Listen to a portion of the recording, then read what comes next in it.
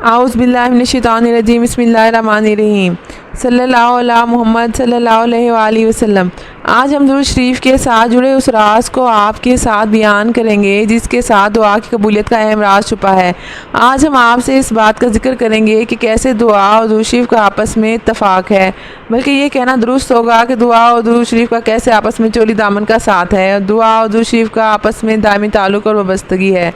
جب ہم لوگ اپنی دعاؤں سے مایوس ہونے لگتے ہیں اور سمجھتے ہیں کہ ہماری دعا قبول نہیں ہوتی، تو ایسے میں نبی پاک صلی اللہ علیہ وسلم نے ہمیں دعا کے قبول ہونے کے 3 رخ بتائے ہیں۔ جب ہم لوگ مسلسل اللہ تعالیٰ کی بارگاہ میں ایک دعا کر رہے ہوتے ہیں تو اللہ تعالیٰ اپنے فضل و کرم سے اس دعا کو قبول کر لیتا ہے، اور جو چیز ہم اپنے رب سے مانگ رہے ہوتے ہیں وہ اللہ تعالیٰ اپنے بندے کو عطا کر دیتا ہے۔ تو یہ اللہ تعالیٰ کا خاص کرم ہوتا ہے اس بندے پر، کیونکہ جو دعا ہمارے حق میں بہتر ہوتی ہے اللہ تعالیٰ اپنے فضل سے اسے جلدی قبول کر لیتا ہے۔ اور ایک مومن بندے کی خاص نشانی بھی یہی ہے کہ وہ اپنے رب کی ذات پر بہت توکل کرتا ہے اور ہر حق اور سچ بات پر یقین رکھتا ہے۔ وہ اپنے رب کے سامنے اویلا نہیں مچاتا اور اس کا صبر دعا کی قبولیت کی شکل میں ہی سامنے آتا ہے۔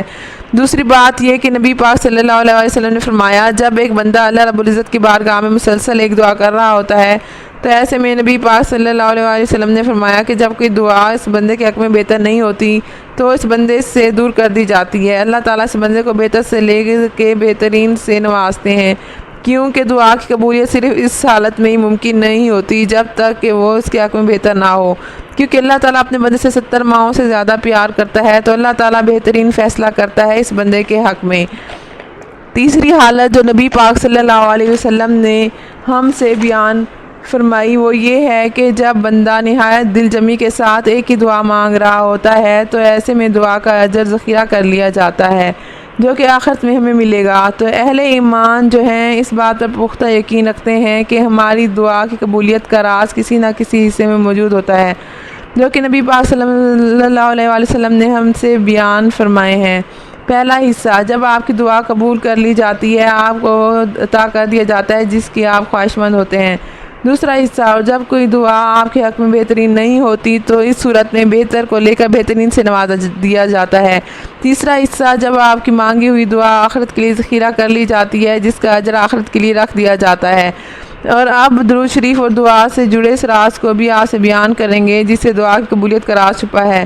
کیونکہ درود شریف جو ہے وہ ہر حالت میں قبولیت کا درجہ رکھتا ہے۔ جب درود شریف کے خلاف میں لپٹی ہوئی دعا اللہ رب العزت کی بارگاہ میں پہنچتی ہے تو وہ شرف قبولیت پاتی ہے، اس لیے دعا کی قبولیت اس وقت ہی ممکن ہے جب اول و آخر درود شریف پڑھا جائے گا۔ جب دعا میں اول و آخر درود شریف پڑھا جاتا ہے تو اس کی قبولیت میں کوئی شک و شبہ نہیں رہتا کہ دعا اللہ تعالیٰ کی بارگاہ میں یقیناً پہنچ گئی ہوگی، اور دعا مانگنا اور اس کا قبول ہونا ہی اس بات کی علامت ہے کہ اللہ رب العزت کو ہمارا دعا مانگنا کس قدر پسند ہے۔ جب بھی کوئی حاجت پیش آئے تو ایسے میں درود شریف کی خوبصورت غلاف میں لپیٹ کر اللہ رب العزت کے سامنے پیش کرنا چاہیے، کیونکہ اللہ تعالیٰ کو دعا کا مانگنا بہت پسند ہے، یہاں تک کہ درود شریف اور دعا کا بہت گہرا تعلق ہے۔ دعا مانگتے وقت ہمیں اول و آخر درود شریف لازمی پڑھنا چاہیے، ورنہ جو دعا درود شریف کے بغیر مانگی جائے وہ آسمان کے درمیان معلق رہتی ہے۔ اور ہمیں ہر نماز میں اختتام پر دعا سے پہلے اور آخر میں درود شریف کی کثرت کرنی چاہیے، اور یہ دعا کے آداب میں سے ہے۔ حضرت عمر رضی اللہ عنہ نے فرمایا، بے شک دعا آسمان و زمین کے درمیان موقوف رہتی ہے، اس میں سے کچھ بھی آسمان کی طرف بلند نہیں ہوتا جب تک تم اپنے نبی حضرت محمد صلی اللہ علیہ وسلم پر درود نہ بھیجو۔ درود شریف خود دعا ہے جس سے تمام حاجتیں بن مانگے پوری ہوتی ہیں، اور ہماری سعادت ہے کہ ہم دعا میں درود شریف پڑھیں۔ اور میری اللہ رب العزت کی بارگاہ میں دعا ہے کہ وہ مجھے اور آپ کو ہر سانس کے ساتھ درود شریف پڑھنے کی توفیق عطا فرمائے اور ہمیں اس عمل میں ثابت قدم رکھے تاکہ ہم دنیاوی اور اخروی زندگی کی تمام تر نعمتیں اور خیر و برکتیں سمیٹ سکیں۔ آمین ثم آمین۔ کوئی تسکین نہ ملی اور نہ دعا کام آئی، ہر کڑے وقت میں آقا کی ثنا کام آئی۔ شکریہ۔